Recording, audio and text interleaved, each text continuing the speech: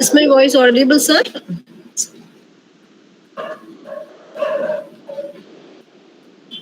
Sir, could you hear me? Can I start? Yes. Yes.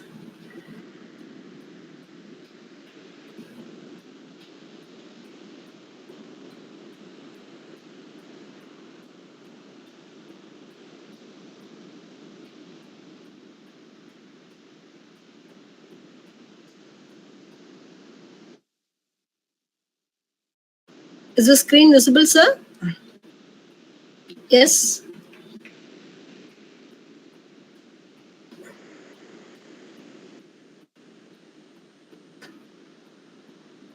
Yes, sir. Is the screen visible, sir? Yes, sir. Good evening, one and all. Uh, First of all, I should thank Dr. Betka sir for giving me this opportunity to participate to be as a resource person in the World Record Series. Thank you, sir. And I would like to thank the Karpagam Academy of Higher Education for granting me the permission to present in this session. Let me move on to the session. The topic is about introduction to generative AI. And myself, I am Dr. Manju Priya, working as professor, Department of Computer Science in Karpagam Academy of Higher Education for the past 18 years. And I have produced about 9 research scholars. And to my credit, I have published 6 books and about 53 research papers in various national and international journals. And now I'm going to present on the topic of Introduction to Generative AI. The agenda of this presentation is like Introduction to AI, Generative AI, the tools, prompt engineering, and the future of AI. When we move on to the introduction of AI, now we all know where we are and where the world is moving on. We are running behind the technology, and the technology is ruling us in all the aspects. In each and every sectors, the technology is ruling us. That is the true fact. This AI is one which rules us and which will be ruling for the next decades. And just to simply say, artificial intelligence, it is just a branch of computer science which deals with intelligent behavior, learning, and adapting in the missions. It has made our way of our living, our work, the nature of our work, and it has given different types of work to the people too. And when we look into the history of AI, doesn't mean it just started within 2 or 3 years. Right from the year of 1943 itself, the AI has been started with a topic of turning test, where it just checks whether the machine works. Then the natural language processing, DeepMind, Google Alpha Zero. Then the OpenAI came in the year of 2020. Itself started to develop, but right now we could say from the 2023 onwards, the ChatGPT has been ruling us all now. So these are all some of the developments right from the year of 1943 to till now. So this is just a brief history of the development of artificial intelligence. When I say artificial intelligence, mostly some of the persons would ask common questions like, what is an artificial intelligence and what is the difference between an artificial intelligence and a machine learning? There's quite differences. Little differences is there between an artificial intelligence and a machine learning. When you take an artificial intelligence, we are making the machines to work on we are giving our intelligence to the machines to work on its own and to give out the results. When you take a machine learning, it is a field of study which gives the computers to learn without being explicitly programmed. So when we take machine learning, it is a subfield of AI. When you it is a program or a system that trains a model. From the training of the model, it gives you the prediction of the result from the data sets what is being given. The data, it predicts and gives you the result. So this prediction is can be done in different ways, and different algorithms that is being used. Then the concept of deep learning came, where different it goes into core of in depth of the learning methods, and the output has been given. So this is the differences. The first you have your AI, and then you have the subset as the machine learning, and with the subset you have the deep learning, and then the generative AI came. And when you look into the concept of AI, this AI has made a lot of transformations in the industry. These are all some of the new companies which has been started recently with the concepts of these are all some of the startups, hundreds of different startups in each and every areas, right from the visual communication, the audio, robotics, cyber security, in analytics area, and in core domain AI itself, different startups has been started, and in IoT, commerce, even in insurance, each and every field, the opportunities are plenty, and many startups has been developed with the framework of AI. Yes. Before moving into the concepts, in-depth concept of AI, there is quite thing which has to be known. The different types of data, what naturally we use it. There is one is unstructured and another one is semi-structured. The structured data, in the sense, you will be having the data in a proper manner. You'll be having in a tabular format, in an Excel sheet format, where by seeing the data you could identify it, and you could know what the in the data says. The information you could gain it easily. That is your structured data. When you take an unstructured data, it would be in a different format like a JPG or an audio file. That is an unstructured manner. When you take semi-structured, it is a combination of both structured and unstructured manner. So these are all the three important types of data where we use normally in our role. For example, when you take a database of a population, so you will be having different types of. But when you take a music related data, it would be in an audio type of data. So an image data. So these are all different types of data. All these, when you take a AI, these data plays, and these types of data plays a very important role. Where the ML is being used, how the DL is being used, how the generative AI is being used in all these different types of data is the point here. So the data can be classified into two different manners, like as I said, supervised. Another one is unsupervised learning. This supervised learning comes under your labeled data, and your unsupervised learning comes under your unlabeled data. So, based on this classification of data only, the techniques which is being used in the AI is being classified. So if you have a hybrid type of learning, then you will be having both labeled as well as unlabeled data.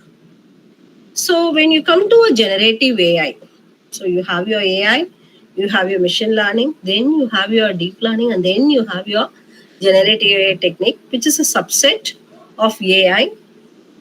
When you take AI, it gives you the prediction of the data what you had from the training model. It gives you the predicted results. But when you take a generative AI, it mainly focuses on creating new original content from the data what we had. So it creates a new output. Either it could be a music, audio, video, whatever it can be, a storytelling, whatever it could be, it creates a new output. That is the main thing in the generative AI. So this is just a framework of the subsets to describe. You have your artificial intelligence, then as a subset machine learning, then you have your deep learning, which uses neural networks, NLP languages it uses, and then you have your machine learning, and then you have your generative AI. When you look into the journey of generative AI, it rightly started from the year of 2010 with the natural language processing as keystone, and later on, in the first step, it it worked on with an amount of text producing text type of data with the help of NLP. Then later on, the language models has been used based on the meaning of the words. So when I give something, it would explain you what is that word expresses. All those things has been appeared. Then the concepts of large language foundation models came, where it created a lot of new additional data from the input which we are giving. Then the conversational language models were used, where when I ask questions, it gives me an output. Where you have some Google assistants, like where when I ask some questions, it gives me an output. So that's the chat GPT does. When I ask something, it gives me an answer. So that is your conversational language model foundation model. So this is just to brief about the journey of generative AI. Then you, before moving on, it is very essential to know the unimodal and multimodal differences. When you take unimodal, it means it accepts only one type of model, that is either text or images or a video file. When you take multimodal, it is a combination. It could accept everything. So based on this concept, the development was being developed right from the 2014 till now. So each and every step, there is some variations, and each model has been used, either an NLP or a computer vision or a vision language has been used. The vision language supports mainly for the multimodal type of thing. So each and everything, the, the NLP, the CV, and the VL played an important role for forming a multimodal prospective view. So these are the top 10 generative AI trends in 2023. So when you look at here, you could find different areas, different trendings, which has been startups. That is nearly 1,292 startups and the emerging companies have been analyzed. And in each and every field, like conversational AI, scientific research, in image generations, in creating designs, video productions, analyzing the images, creating new images, generating musics. Even we could generate a music, and intelligent process, automation, automatic process, intelligent processor. So all these things is the all these are all some of the startups which has been developed in the year 2023 with the backbone of generative AI as a technology. So now we'll move on to generative AI. It is actually unlocking new possibilities. The new possibilities it has been giving up to create beyond our thinking level. It gives you the images. When you take generative AI, it mainly works with three main components: the encoder, generator, and the discriminator. When I say encoder, it means whatever the input which I am giving, that will be converted into a meaningful representation. Then you have your generator, which creates new samples from the input which we have given. The discriminator will check whether the generated data is correct or not. If it is not proper, it gives a feedback, and again that starting from the process it would start. So these are all the main components which is being used in the generative AI. So the first step is the data collection. Then you have your training. Then you have your generating new data samples, and then you have your feedback loop. So these are all the processing steps for training a model in a generative AI tool. When it say generative AI, there are three different models. One is generative adversarial network. The next one is variational autoencoders, and then you have your diffusion models. All these based on these models only. Based on these models only, the tools of generative AI is being developed. Different tools has been developed. So when it say generative adversarial networks, it works with two neural network concepts. One is generative network, another one is discriminative network. The work of this GAN is to produce unique, realistic images, videos, audios, or illustrations. It can be. What is the first step it does is it creates a real data. This will inject the real data such as photos. Based on that photo, it will create a fake image. The discriminated network, what it performs, it tries to check whether the image which is being produced is a fake image or a fake image which is from the real one. Where it will just try to check it out.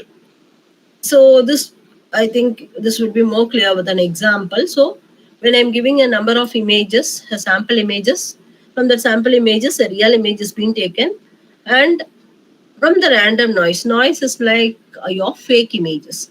So a fake images is being can be generated. So from the sample images, either it could be a 10 or 100 or whatever, how many ever data I'm giving, based on the samples which is being given, the fake image is being generated. Then the discriminator work is to check which one is the real or a generative image. So the work of a generative AI is to create a unique image, a created one. Variational autoencoder. This works with both encoder and the decoder. That is based on, it works on the probability distributions. How many combinations it could produce for a given sample set. For example, for one sample set, I can create for one, here I have represented with 12 data samples. From these data samples, one image has been created. So based on the probabilities, it will be developing new outputs. This is variational autoencoder. Diffusion model is, it checks for the quality of the images which is being generated from the tool. So it will compare the generative images with the real images. These images which I have shown here is all generated images only from the tool, image tool, from the Gen image tool. So the Gen AI process will take the training code, whether it could be a labeled data or it could be a unlabeled data. So based on the data, based on the foundational model, it will generate the new images. This is a diffusion model. It also evaluates the quality of the images. It compares with the images is whether real image or a fake images. Like this is also a generated image from the tool. So, what is the science which is behind a generative AI? It works with algorithms. The algorithms learn from the data sets, which generates the new output. What type of algorithm it is using? It uses the concepts of deep learning techniques.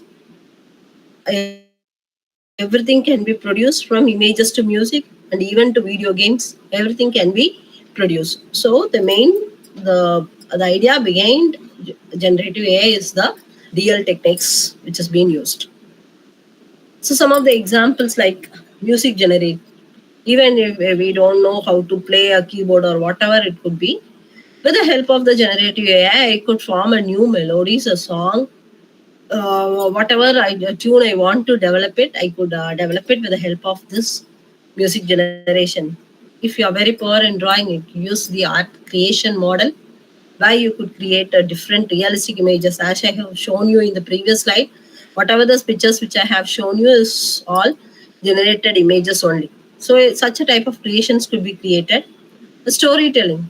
You want to write a novels, you want to write a comic, whatever it could be, you want to publish it, you could give your ideas. Based on the idea, it gives you the new contents. So these are some of the examples of generative AI which we could develop it. So this, see, this image, this is a unique work of art images. The it is very, it looks like drawn. It's a generative art which has been created with a gen AI tool, with by inputting some of the parameters. Parameters in the sense how, what type size should be, what color it should be, what size of the eye should be, whatever the, based on the parameters, it could produce the art. This is another image, deep dream. You are dreaming something. You want to give out some realistic images, some dreamed images like. So these type of images is being used nowadays in most of the, you could see in like book covering or in videos. And nowadays it's been upcoming in Dali images itself, in architectures, in art and design. When you want to put a building or designing buildings, or for an artistic images, it could give out a perfect designs, can be built up with the help of generative AI. In fashion and retailing, when you want to put out a new products, new designs, you could develop it with the help of generative AI. So in each and every field, with the help of generative AI, there are a lot of things which we can do. So how does all these works? With the help of LLM. As I said in the previous itself, that your large language models, which is a type of an AI that can mimic human intelligence. So what is the work of this large language model is, based on the amount of text which is being given, it looks on to the pattern or the grammar, whatever the semantics is based on that. And some statistical models is being applied to analyze the output which is being given, and based on the analysis it produces the new words or the frames or the connections or the images it could develop. So here the term large, it refers to the size of the model architecture and the amount of training data it has been exposed to. There can be large number of parameters. So when I'm drawing an image or when I'm developing a music, I have to specify different parameters. So I can give n number of parameters. Based on the parameters, it can work. So what is the differences? Difference between a traditional AI model is, the LLM will have enormous data sets when compared to the AI. When you take AI, it works on with a smaller data sets, but the LLM will work on with a large number of parameters. That is a main important thing in the LLMs. So based on the LLM concepts only, the generative AI tools are being developed. So these are some of the popular generative AI tools like your GPT-3, BERT, CTRL. These are some of the tools which has been developed. A text-to-text transformer, everything is been developed. This is GPT-1, which was being released in 2018, which contains about 117 million parameters, and GPT-2, which was released in 2019, which contains about 115 million parameters. And when you look into GPT-3, it was released in 2020, which contains about 115 million parameters. And GPT-4, which was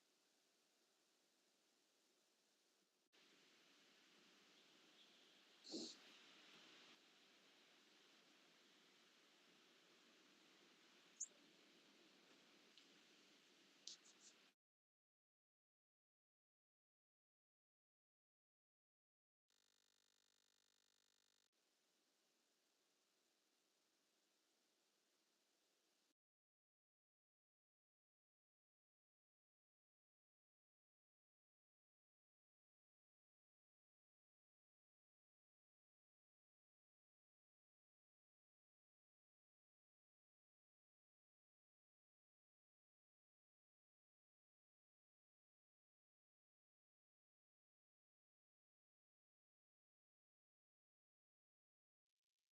Audio is paused.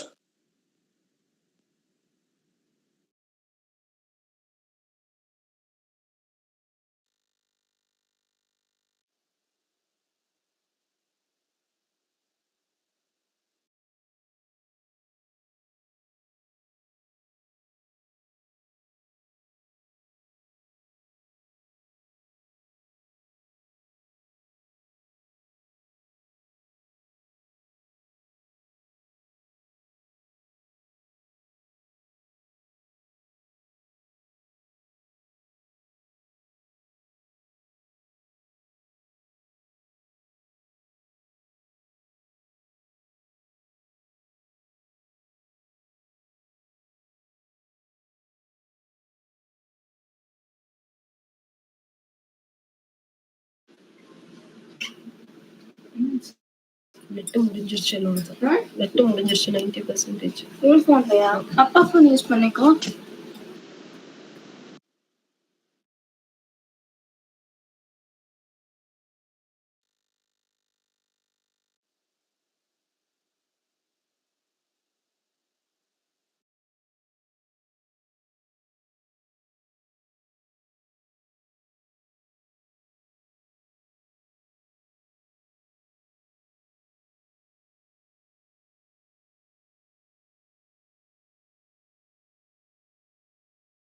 So 1 second, sir. I think the network connection has been moved on. Just 1 second, sir. 1 second.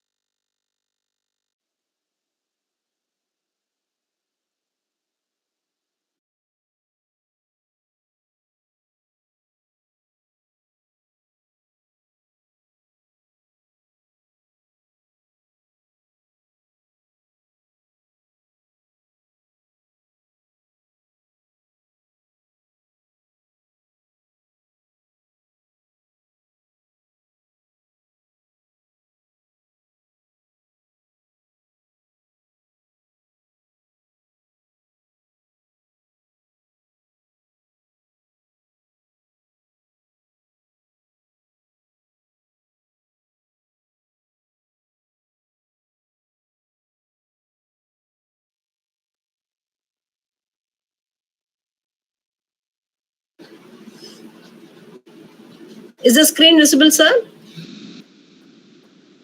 Yes. Yes. So sorry for the thing. Due to the network problem, it has been happened, sir. Sorry. Let me move on to the session. These are some of the popular use cases, 9 popular use cases, like to create or request type of, I could do it. Then the text summarization is like when you don't know what is the explanation of it, you could just summarize it when you want to summarization. So generations is like you want to create codes like either Java or Python, whatever it is, you could create an image creation. So these are some of the popular use cases which can be created with the help of generative AI. This is an outlook on how working of generative AI is like with the help of I'm explaining you with the chat GPT concepts. So when I say new uni model, it's like just like I'm just giving a prompt. Like prompt is like I'm giving a question. The word prompt means I'm giving a question like, so please write a story about a cat. So this is an instruction which is why I'm giving. So what the Gen AI model is based on the data which has been there, predefined data. It trained it and gives me an output. Once the story will be given as your output. When I say multimodal, in the sense it could have an image, a text, or a music, whatever it could be. So I'm just giving a picture and I'm asking it to describe this picture, or just draw an image of a cat, write a song about a cat. So these are all different, very different formats. So different based on these formats, also I could generate the output. You could see the outputs here. So this is a cat based on the picture. So I'm just asking to draw a picture of a cat. So an image of a cat has been given, and the music is also been generated. So this is a multimodal. So all these things is being possible with the Gen AI. So the some of the popular tools are in each different areas. These are some of the popular tools in video, in audios, in code, in data, chat, speech. These are all some of the popular generative AI tools which can be used by anyone. It is in most some of them are free sources and some are some licensed one. So these tools can be used to our work. So like you normally nowadays the GPT is being used, chat GPT is being used by most of the people, and this DALI 2 can be used for creating images. So when you want to create a unique images, this can be used. GitHub Copilot can be used for coding purpose, and the Bard Cloud can be used for creating images and the text contents. So these are some of the popular generative AI tools which can be used. So when you take the statistics reports, when you take an Instagram, it took nearly 30 months for 100 million active users to participate in it. When you take a TikTok, it took 7 months. But when you look into the chat GPT, it just took 2 months to reach for the, just took 2 months. That is a fact. 100 million active users has been joined and it is being used by n number of persons. So now we'll move into the concept of ChatGPT. That everyone has been using the ChatGPT, but I'm here to just say how does it works. So when you say GPT is nothing but a generative pre-trained transformer. It generates new data, pre-training the data sets which is being given, trained up models, transformers based on the neural network. It is giving you the output. So that is what the expansion of GP and T. So additionally, what this GPT uses is another one more thing, that is reinforcement learning based on human feedback. So based on the feedback which is being given by the human, it takes the input and it reworks it to give out a better quality image. So that is also being done in the GPT. So to say how a GPT, to if you want to say and to a new persons, so generative is nothing but new word artist. Pre-trained is like writing a homework and right before giving a big test. Transformer is like you use your brain, put it to your computers, you give out your output. So this chat GPT is mainly used in every sectors, and he can do many jobs for the businesses, like answering customer questions is being done, and to give out any query results. Everything can be done with the help of GPT, chat GPT. So the same thing only the Google does. We normally go to a Google search engine, we give a question, you get the output. The similar way this GPT also does, but there is differences. So when you take a GPT, ChatGPT, you just put it to your robot, it takes a large amount of books and gives you the result. But what does it is a unique result will be given, but it can generate two results. That is the only thing. It can generate new results, but the Google search engine from the existing database itself. It doesn't create that new data. That is the difference. So the AI creating for content creators, when you want to create contents, you can use, these are some of the popular tools which can be used for creating content. So when you want to write an article, you can use this tools. These tools can be used. Canva, this Clear Scope are all very easy to use tools also. That is, anyone can use it. Without it is, that doesn't mean that they should know, they should have a good knowledge in it. Just like GPT, they can use it to create contents alone. These tools can be used.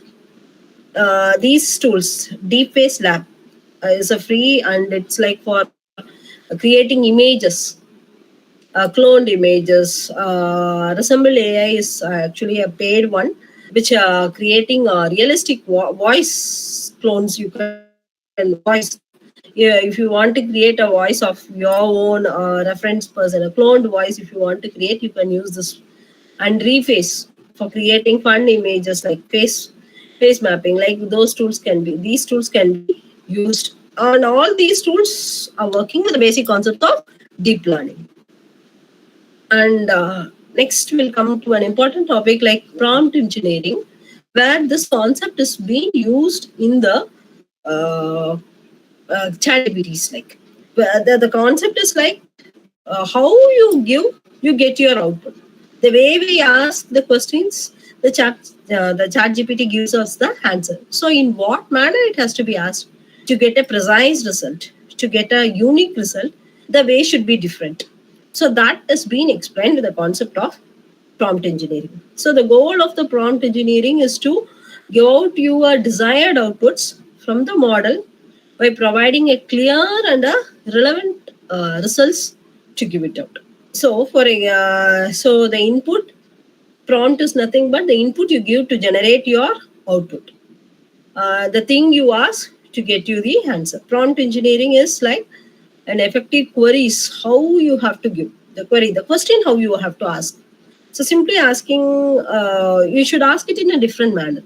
So ask a better questions, you will get a better answer. So for example, like this is another important point like the ChatGPT does not do an infinite search. It actually predicts you the results from the trained data. So to get that result, we are using the prompt engineering. That is what we are using. So when you look into your, I hope most of them are using the chat gpt. When you look into your chat gpt, at the right corner you will have this parameters settings. This is more important. When you look into this parameter settings model, you will have 5 different parameters. The first one is your version which you are using, GPT 3.5 or whatever thing, and where you could set your temperature values. So you could set your temperature values from to 1. That means it gives you the variable creative responses, different creative. As previously I said, it works on the statistics, probability statistics.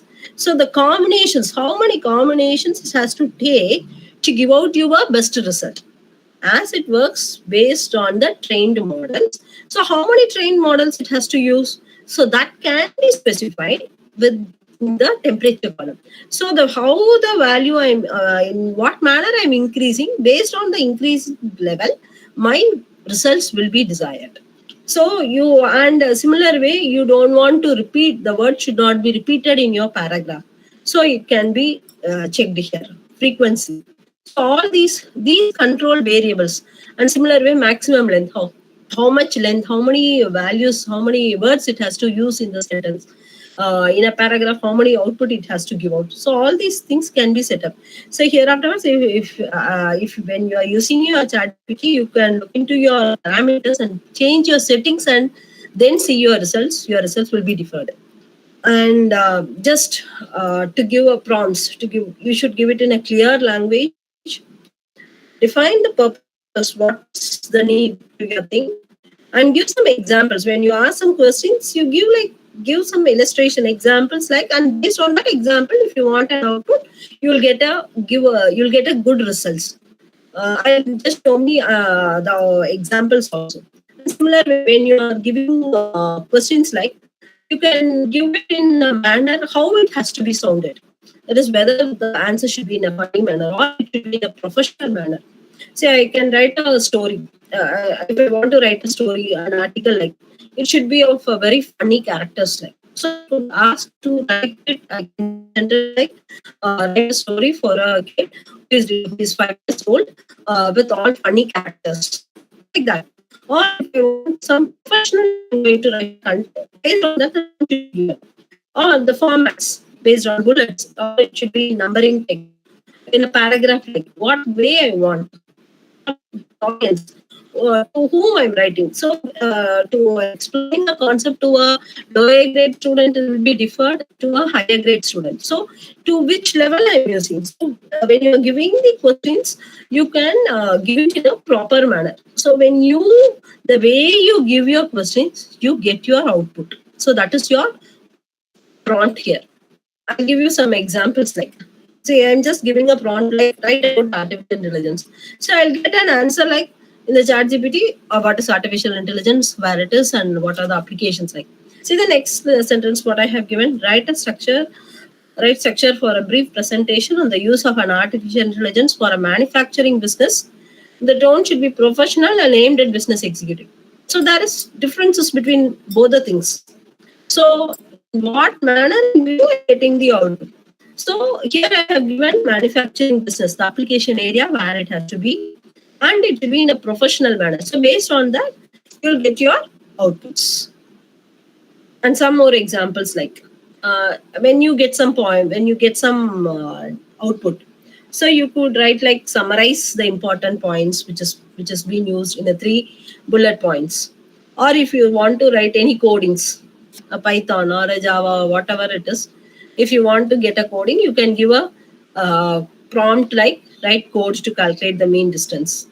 If you want to write for a blog article, you can give like generate 5 ideas for blog articles.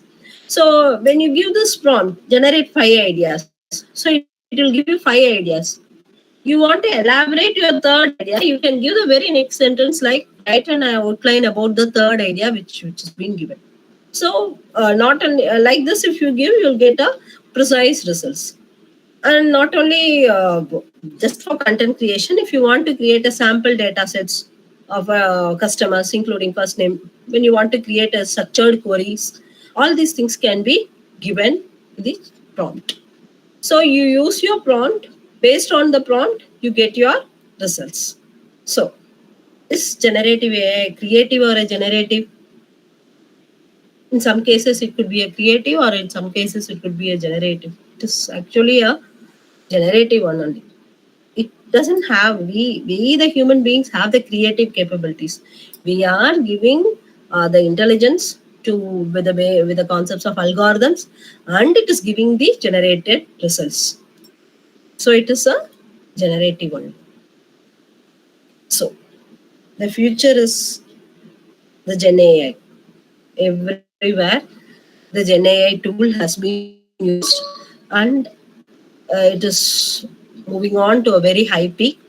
And some of the reports says that nearly 300 million jobs is being globally used with the help of generative AI, and up to 25% of the current work in the US and 24% in Europe is complementing most of the is substituting with generative AI only.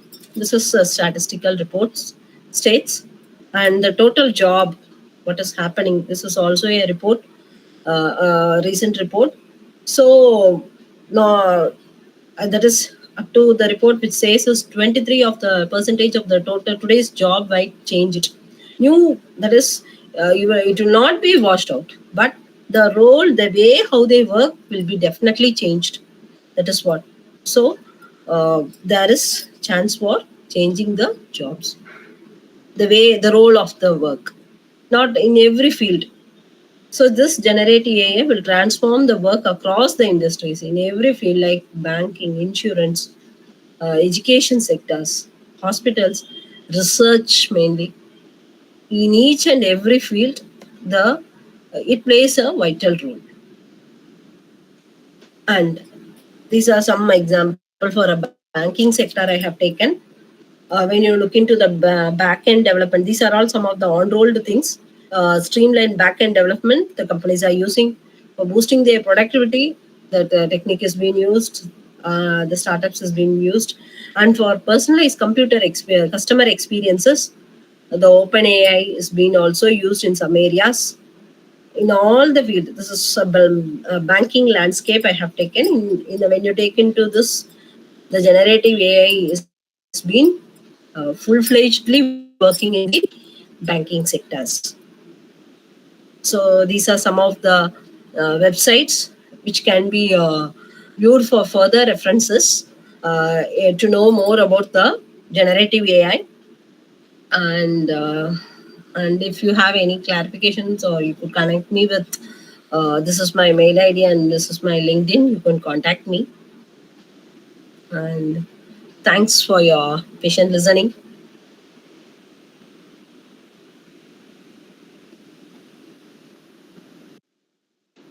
Thank you, sir.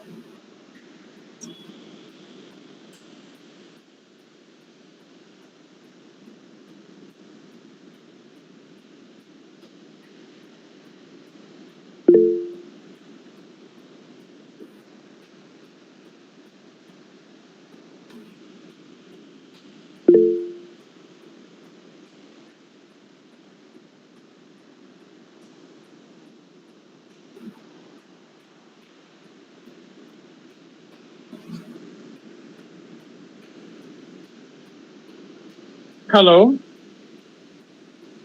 Hello.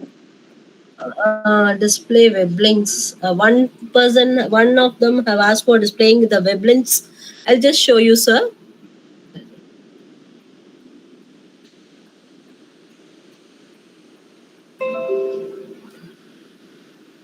Sir, is it?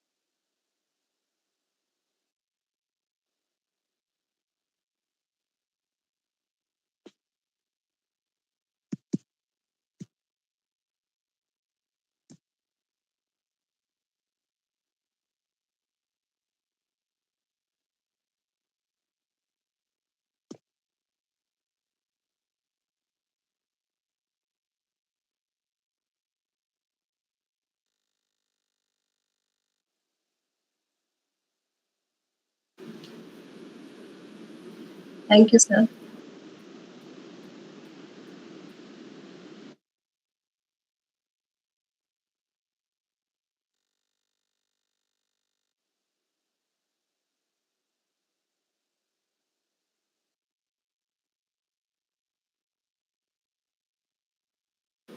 Okay. Yes, sir.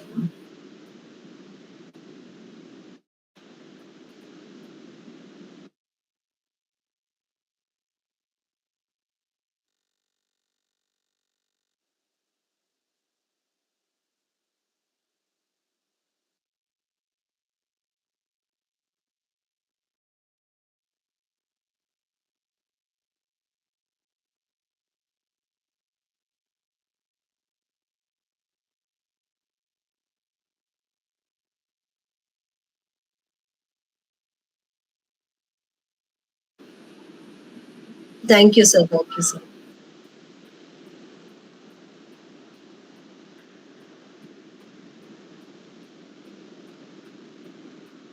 Thank you, sir. Thanks for the opportunity given me, sir. Thank you, sir. Thanks for the participants. Thank you.